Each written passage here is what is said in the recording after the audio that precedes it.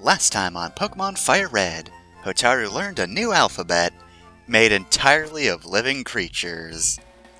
And so with that done, it's time to go north. And immediately run into a trainer.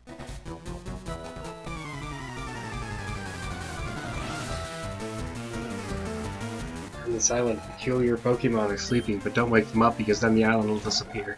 Please, Wailord is dreaming, don't interrupt him, it's very important. Legend of Zelda Link's Awakening, where exactly everything is the same except the Windfish is replaced by Wailord. And no one comments on it. Just have a whole lot of nightmares just acting really threatening about a Wailord. Just a really shitty ROM hack of the original Game Boy version. And like the sprite is also replaced with the Wailord sprite from like Ruby and Sapphire. It just does not work in this definition at all. Yeah, there's no effort to make it blend in. It's just there.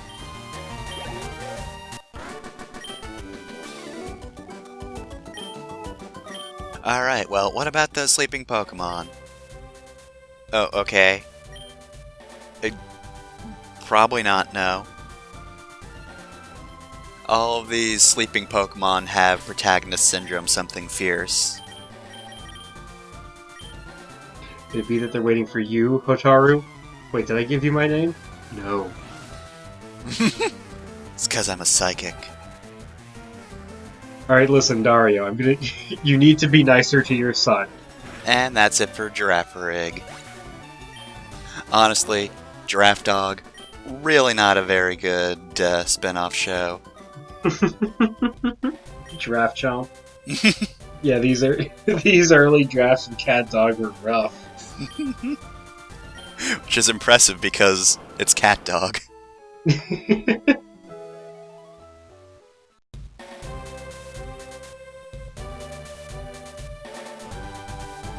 Alright, so here we are at the Trainer Tower. Here's the thing you go to if you're good at this game. Do you like competitive level play but have no friends? Well, congratulations, here you go. Before online was a thing, you had an option.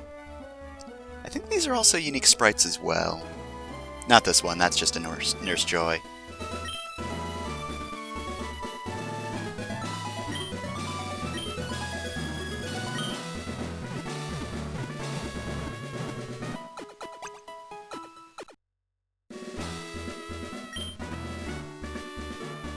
Alright, so with that, let's get everything moved around on the old PC.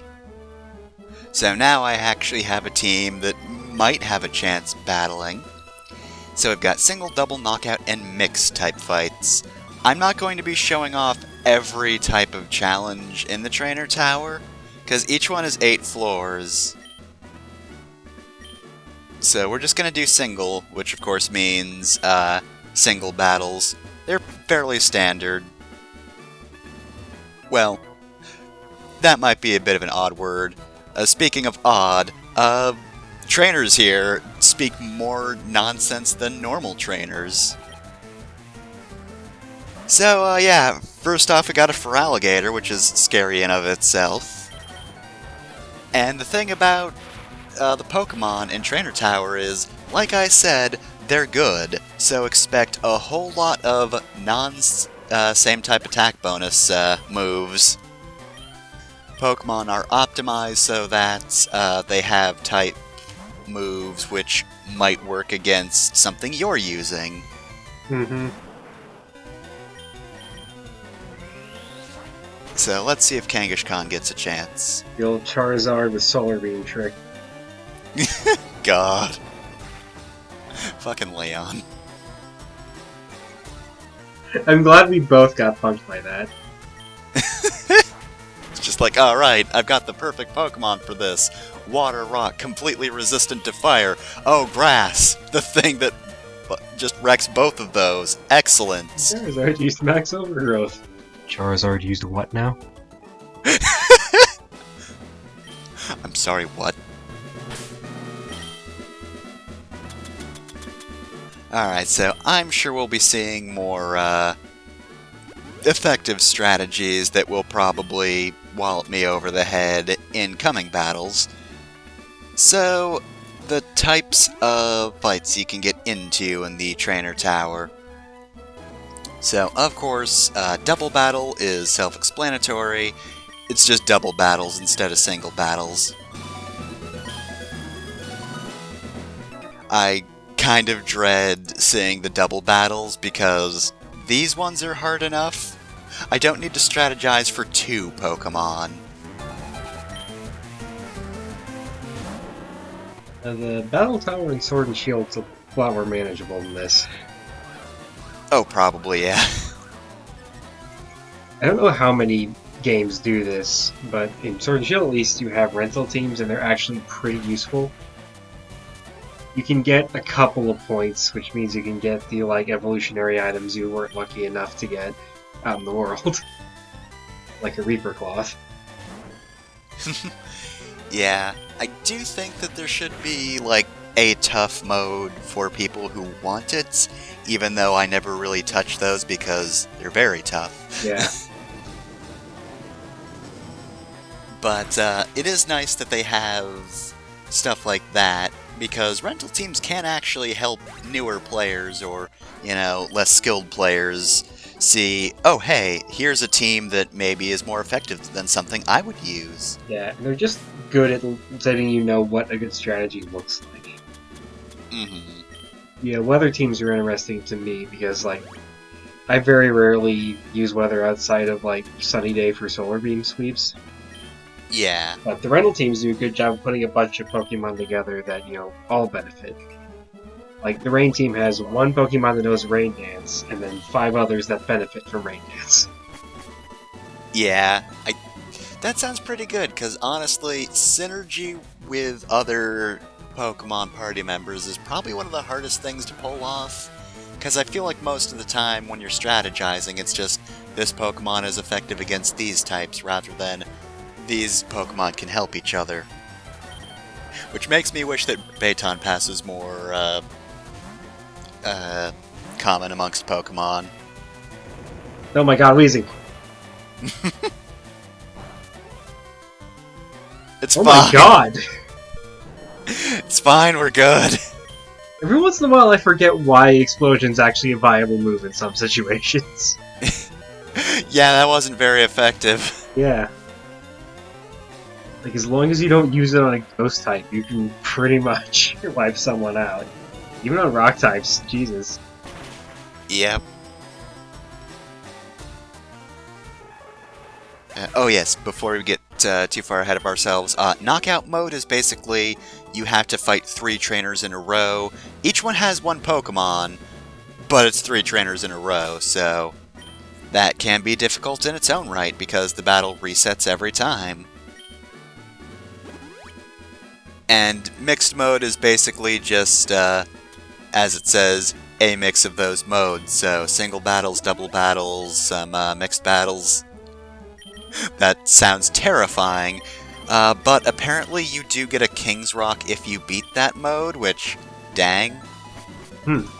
Also you get a Metal Coat for knockout mode, and a Dragon Scale for double mode. We will of course see what we get at the end of this one, because I swear I will beat this.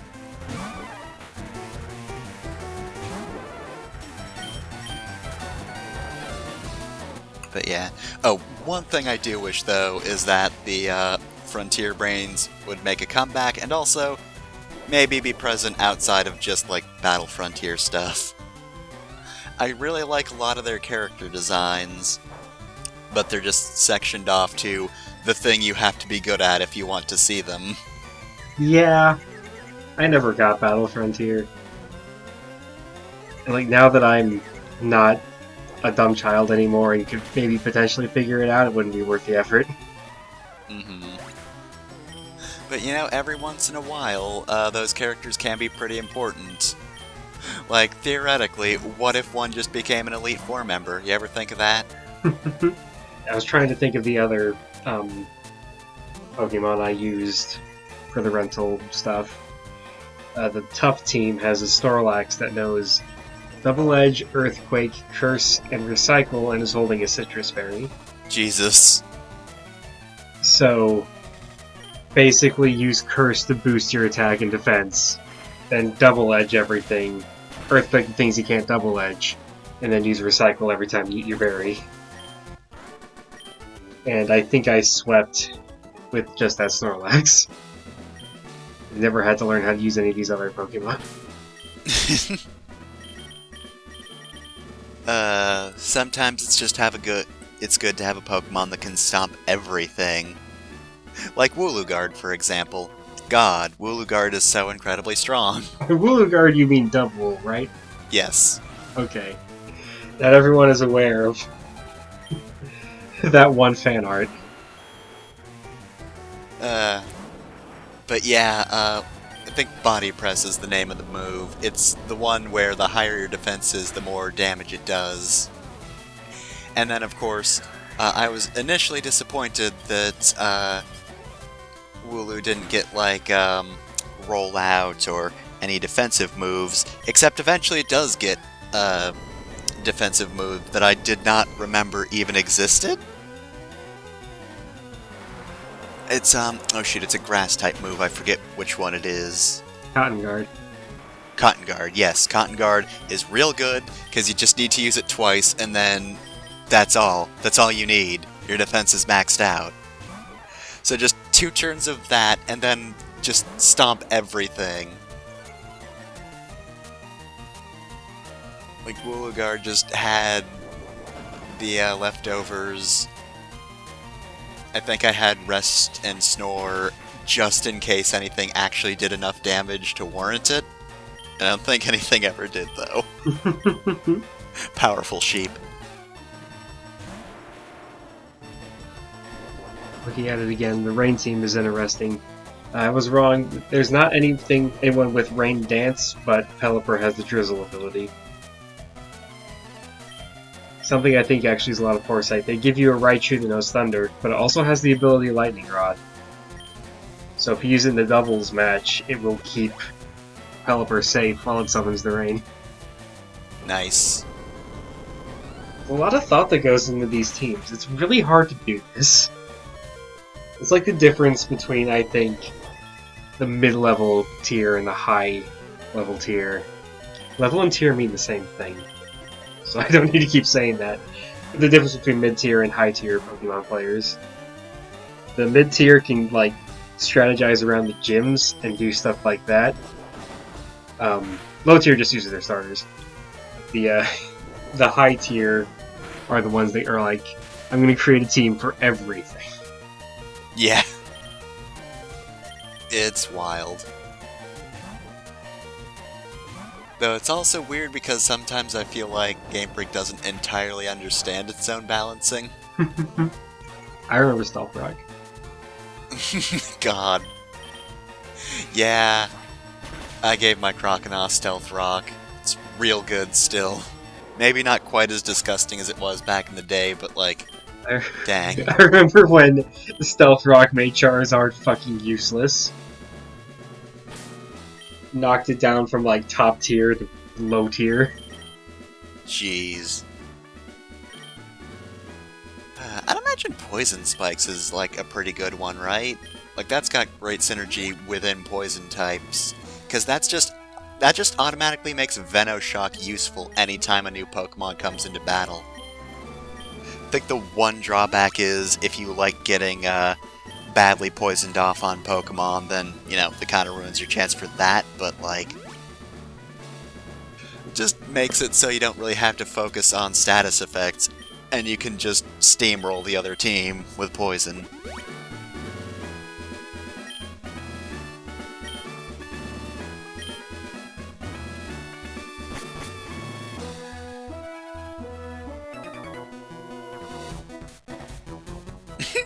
I am pretty happy with my toughness. What a good line.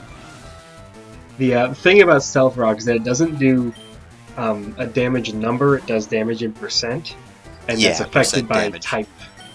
So, it against, you know, something that's not super effective, but not very effective. You know, one 1 times damage, it's 12.5%. But against Charizard, it knocks out half of its health the second it enters the fight. Yep. Every time. And that's what makes it awful. Because that's fire and flying. Yeah. The Spikes is more manageable. It's also why Toxic Spikes are more manageable, because they aren't... Sorry, Politoed caught me off guard. Hey, I'm Politoed and I'm happy to be here. Not really happy to be here anymore. Oh, this sucks. Razzle dazzle, razzle dazzle.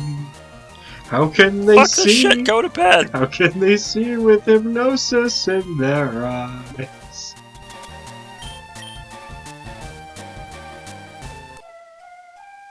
Play Megalovania. No, then Politoed will attack you. No, the pain! I am unable to move! Aha, I see I've incurred God's wrath! Makes sense. I am a blasphemer. And a heretic, but that's a different story. Nice work. You're fabulous.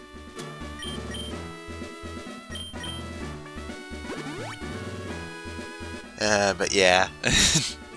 Poison spikes is, or toxic spikes rather, is just poison, so it doesn't do damage. At first. Mm-hmm. I'm a thief, give me something! The most polite thief. Holy shit, really is Jack. Also, Wow. he just has a shiny Meowth because fuck you.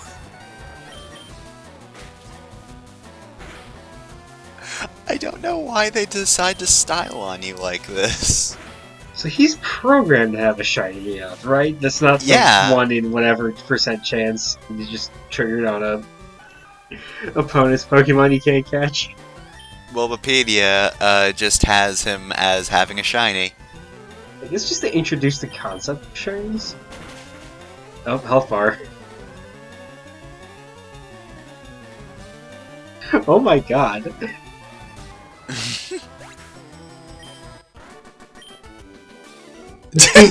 I'm sorry, I surrender. God. The thief.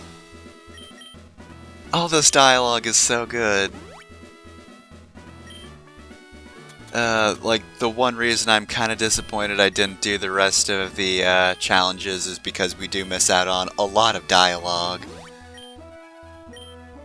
Because Trainer Tower has a whole lot of unique trainers that we're not gonna see. But once again, I'm scared. I want something in return. See, this lady gets it, because the thief just tried to steal stuff from me. Here, she just wants something in return. Win or lose, doesn't matter. You're my level 52 Togepi. It never evolved because I don't love her. Jeez. Well, Lily is always demanding something from her Togepi, so it stands to reason. I mean, that's the thing about, like, high-level Pokemon that evolve through friendship. It's just like, oh.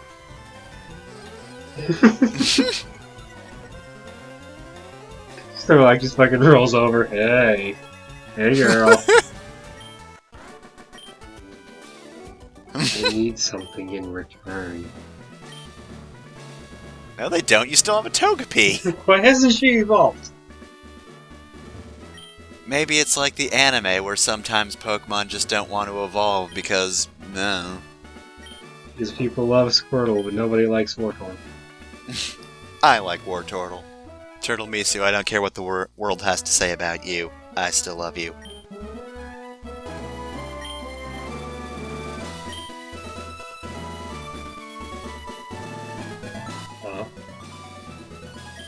Haha, yeah, a better time.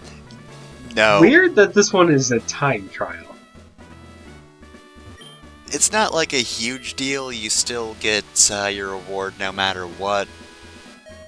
I forget if you get better rewards for going faster, or if that's just, you know, a bragging rights thing, but 15 minutes, 49.7 seconds. Not half bad. I'm sure a lot of people can do better, but I did it. I done did it. I just feel like every other Pokemon game just has the point system where you get, points for going through the tower. Yeah, that makes more sense. Just points for how well you do makes more sense than, hey, you took an amount of time to do this, because, sometimes it just takes you time, Sometimes strategies take a while. I forget, are there any restrictions on legendaries? I don't know, actually. Nobody mentioned not using legendaries in the trainer tower, but I didn't try is the thing. Yeah, because that's one way to deal with having to make an actual useful team, is just say no, and bring your legendary. I'll just use legendaries, thanks. Alright, so that's it for this episode of Pokemon FireRed. Next time, there are more islands. It was a trick!